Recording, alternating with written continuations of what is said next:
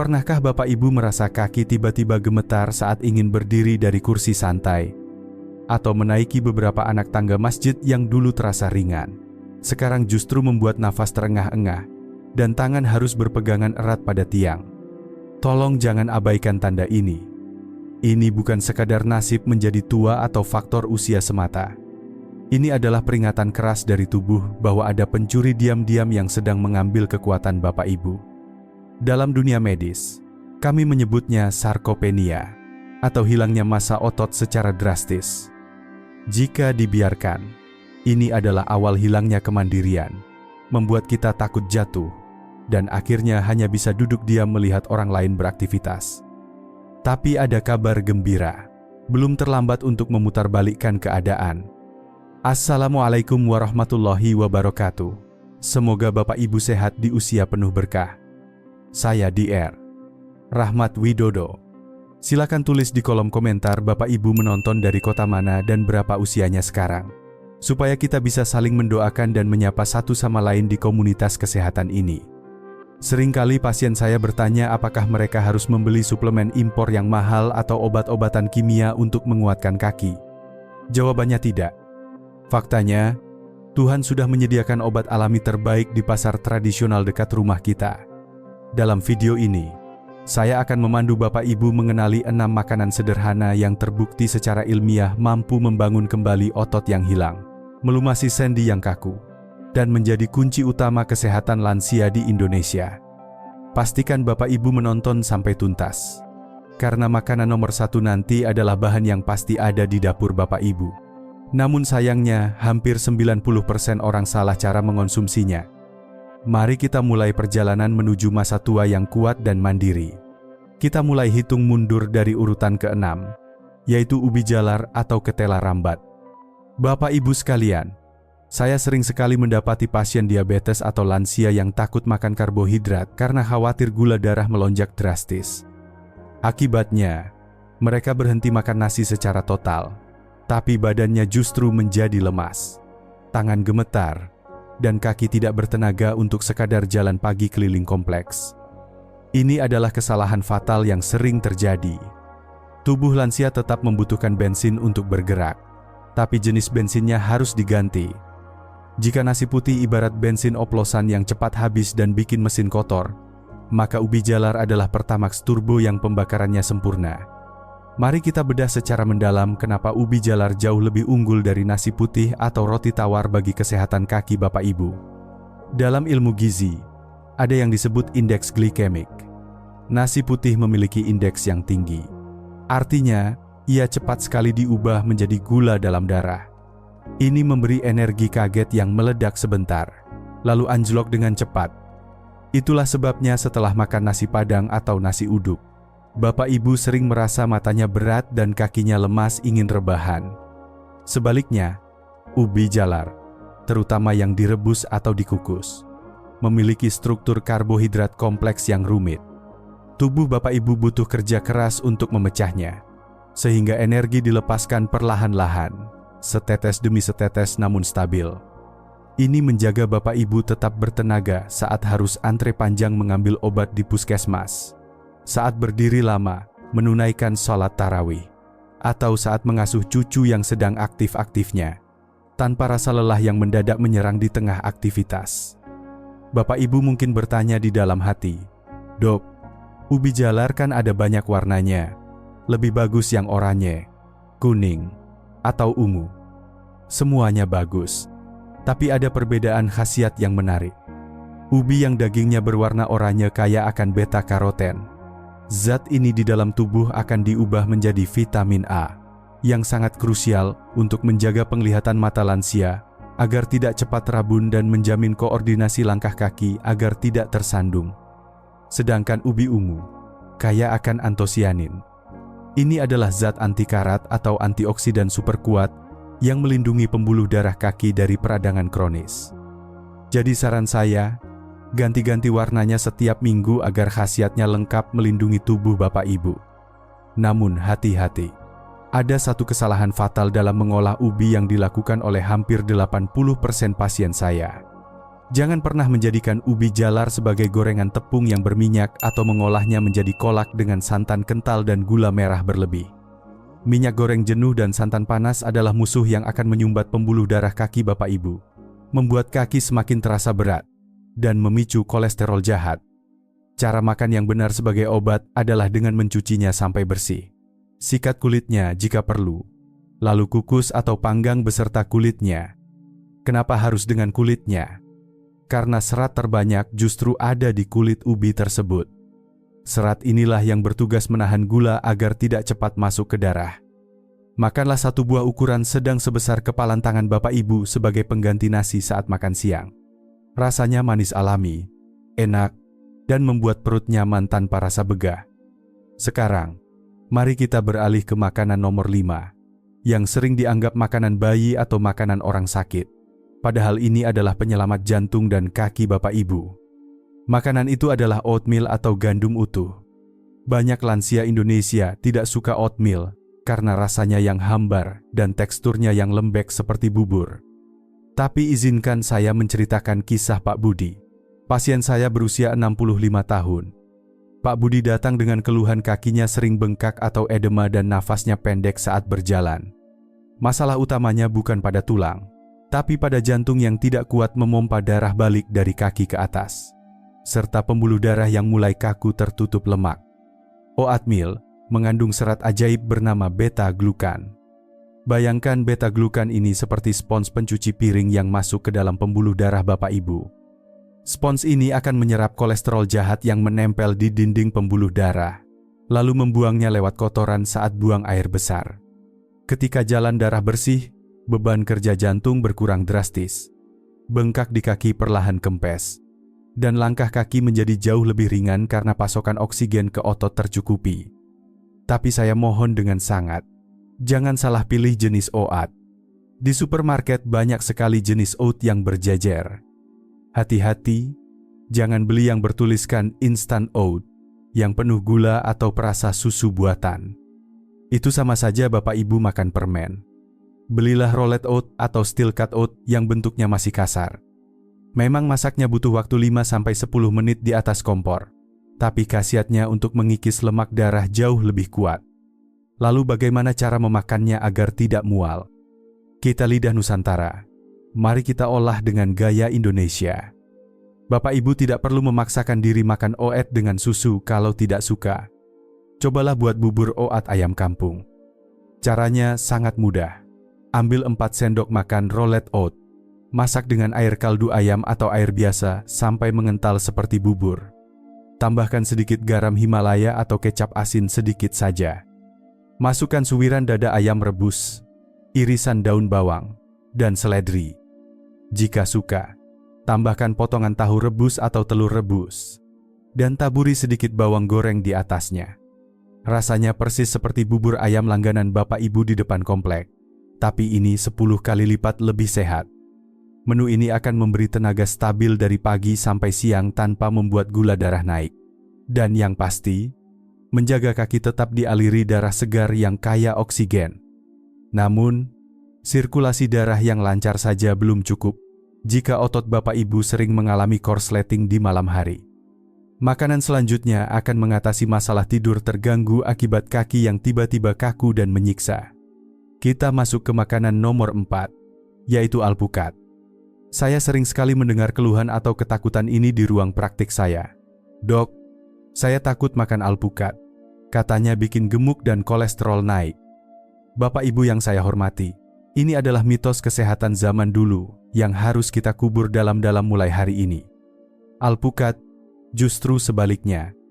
Lemak yang ada di dalam alpukat adalah lemak tak jenuh tunggal. Jenis lemak yang sama persis dengan minyak zaitun yang membuat orang-orang di Arab dan Mediterania panjang umur dan jarang terkena sakit jantung. Kenapa alpukat menjadi wajib hukumnya untuk kaki lansia? Coba Bapak Ibu bayangkan, seiring bertambahnya usia, lapisan minyak alami di persendian lutut dan engkel kita mulai mengering. Akibatnya, tulang bergesekan langsung dengan tulang, menimbulkan bunyi krek-krek dan rasa nyeri yang mengganggu saat Bapak Ibu melakukan gerakan sholat atau saat menaiki tangga. Nah, lemak baik dalam alpukat ini bekerja sebagai pelumas alami dari dalam, yang bertugas melicinkan kembali engsel-engsel kaki Bapak Ibu agar bergerak mulus tanpa hambatan.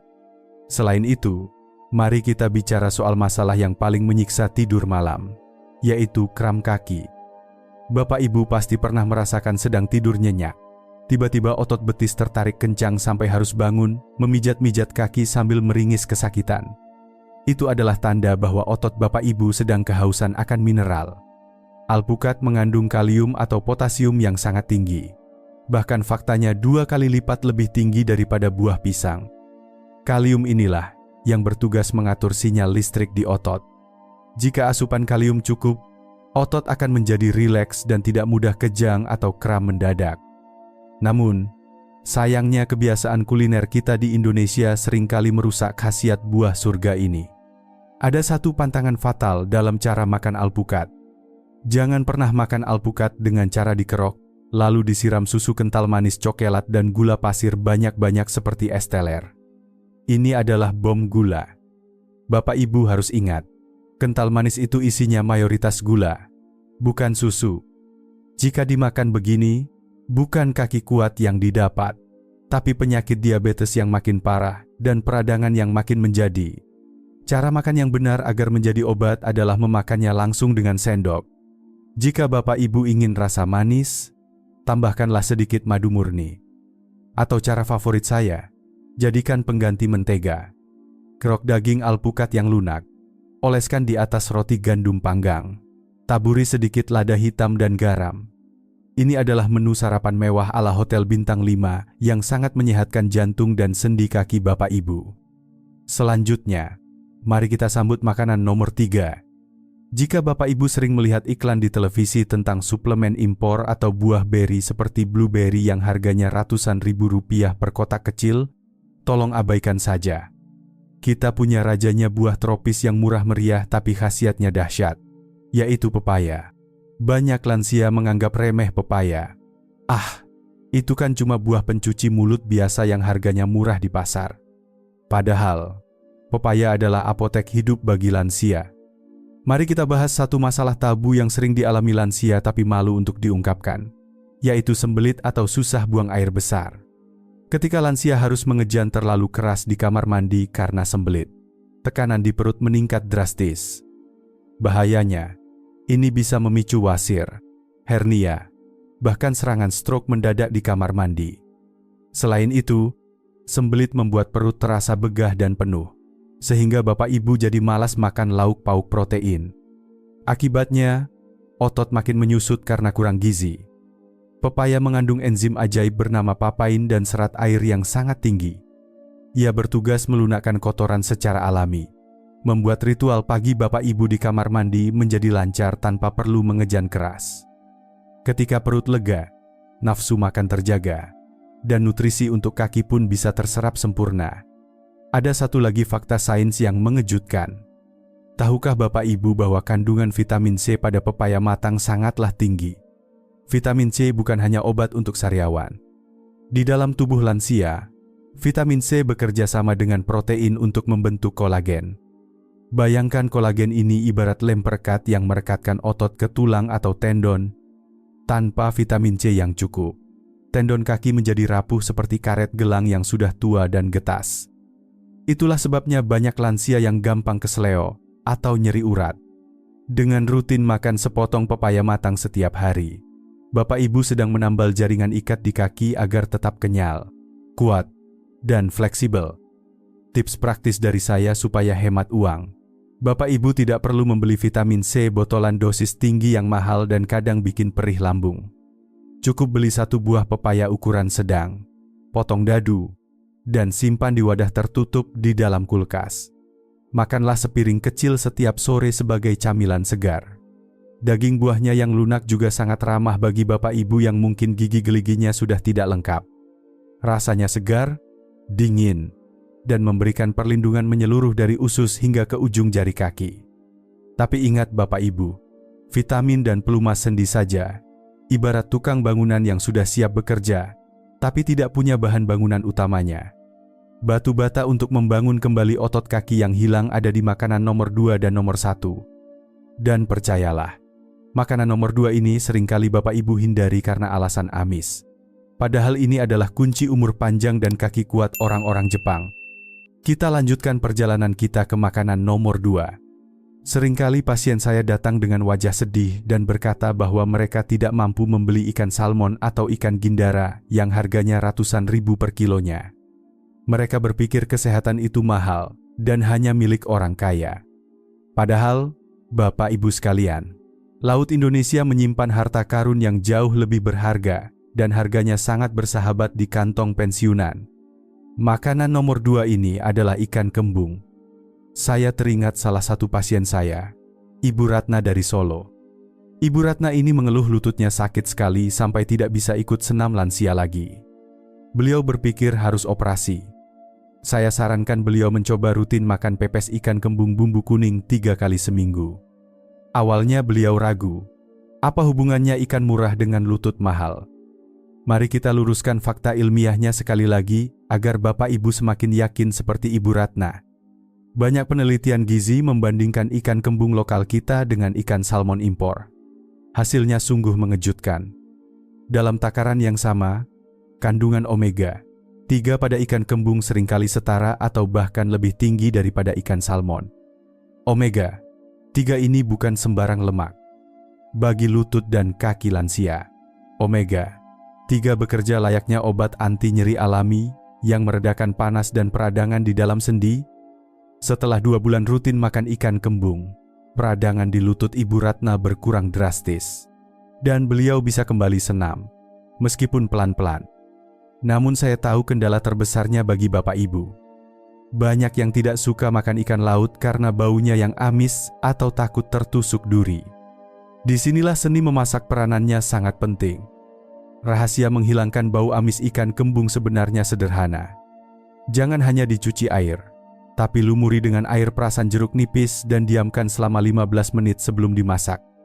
Kemudian, gunakan bumbu rempah asli Indonesia yang kaya khasiat.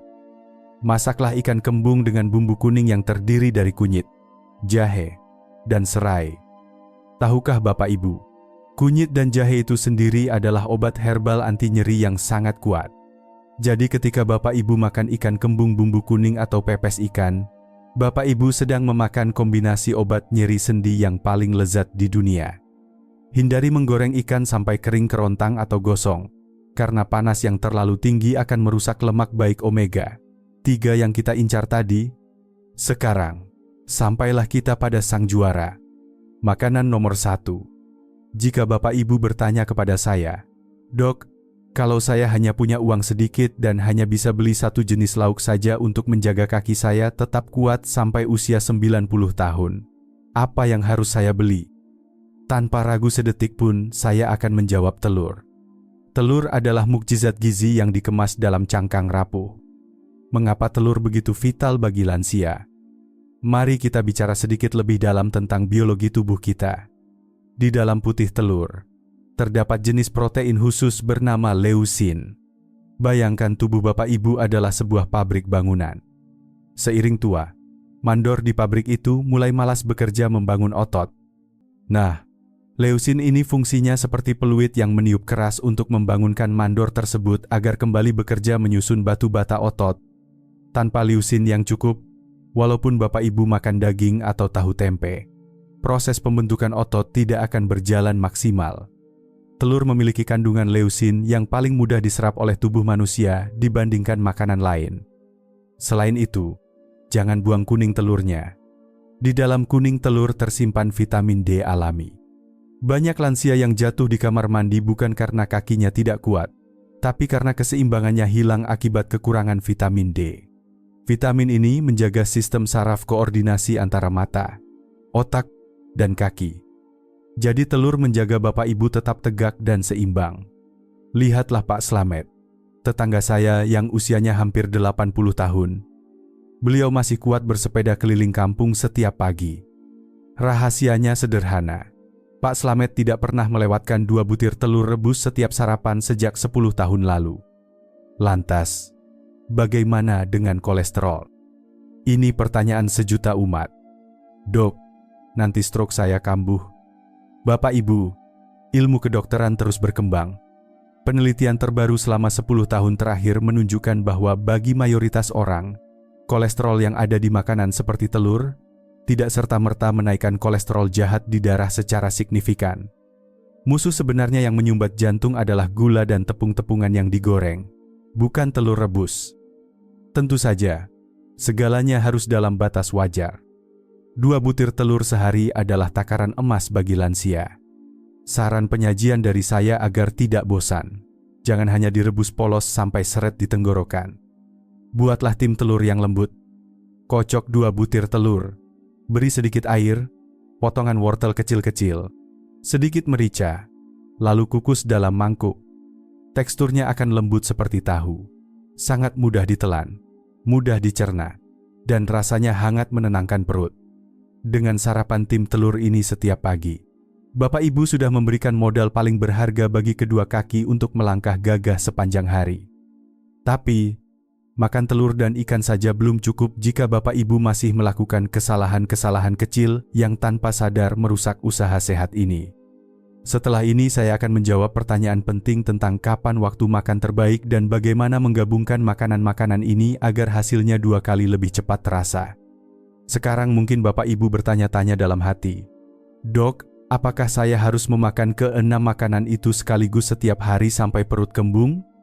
Jawabannya tentu tidak. Kuncinya bukan pada porsi yang besar, melainkan pada konsistensi dan cara mengombinasikannya. Dalam ilmu gizi, ada sebuah rahasia yang disebut sinergi makanan. Ini mirip seperti adukan semen bangunan. Semen saja tidak cukup kuat. Ia butuh pasir dan air agar menjadi beton yang kokoh. Begitu juga dengan makanan kita. Cobalah Bapak Ibu gabungkan telur rebus dengan irisan alpukat saat sarapan. Lemak baik dari alpukat akan membantu tubuh menyerap vitamin D dari telur dengan jauh lebih efektif. Atau campurkan potongan pepaya ke dalam bubur oatmeal Bapak Ibu. Vitamin C dari pepaya akan membantu penyerapan zat besi dari oatmeal yang sangat penting untuk mencegah anemia pada lansia. Dengan kombinasi pintar ini, Bapak Ibu mendapatkan manfaat ganda untuk kesehatan lansia hanya dalam 1 kali makan. Pertanyaan kedua yang paling sering masuk ke meja praktik saya adalah soal penyakit gula atau diabetes. "Dok, saya takut makan ubi jalar karena manis." Bapak Ibu yang saya hormati, ketakutan itu wajar, tapi perlu diluruskan. Bagi penderita diabetes, ubi jalar yang dikukus justru jauh lebih aman dibandingkan nasi putih panas. Asalkan porsinya dijaga cukup 1 kepalan tangan saja. Yang berbahaya bukanlah ubinya, melainkan jika Bapak Ibu menggorengnya dengan tepung atau merebusnya dengan santan kental dan gula pasir berlebih menjadi kolak. Jadi, kearifan dalam mengolah adalah kunci utama menjaga kesehatan lansia. Terakhir, ada yang berbisik kepada saya, "Dok, saya sudah tua, sendi sakit, saya malas olahraga. Apakah makan saja cukup?" Saya harus jujur kepada Bapak Ibu. Makanan-makanan bergizi tadi ibarat bensin berkualitas tinggi untuk mobil Bapak Ibu. Tapi, semahal apapun bensinnya, kalau mobilnya tidak pernah dinyalakan dan dijalankan, mesinnya akan tetap berkarat. Bapak Ibu tidak perlu lari maraton atau angkat besi berat di gym. Cukup lakukan gerakan sederhana di rumah. Cobalah latihan berdiri dan duduk dari kursi secara perlahan sebanyak 10 kali setiap pagi sambil menonton televisi. Gerakan sederhana ini, jika didukung oleh asupan protein dari telur dan ikan kembung tadi, akan memaksa otot paha untuk bangun dan kembali bekerja. Ingatlah, tubuh manusia dirancang untuk bergerak, dan makanan adalah pendukung utamanya. Sebagai penutup perjumpaan kita kali ini, saya ingin berbicara dari hati ke hati. Tujuan kita mengonsumsi ubi jalar, telur, atau ikan kembung ini bukanlah supaya Bapak Ibu bisa binaraga atau terlihat kekar seperti anak muda. Bukan itu tujuannya. Tujuan mulia menjaga kesehatan lansia dan kekuatan kaki adalah demi kemandirian dan harga diri. Saya tahu, ketakutan terbesar kita di masa tua bukanlah kematian, melainkan menjadi beban bagi anak cucu. Kita ingin memiliki kaki yang kuat supaya bisa berjalan sendiri ke kamar mandi tanpa harus dipapah. Kita ingin kaki yang kokoh supaya bisa berdiri tegak saat menunaikan syalat di masjid, melangkah mantap saat pergi ke pengajian, atau sekadar kuat menggendong cucu tersayang saat mereka datang berkunjung saat Lebaran nanti.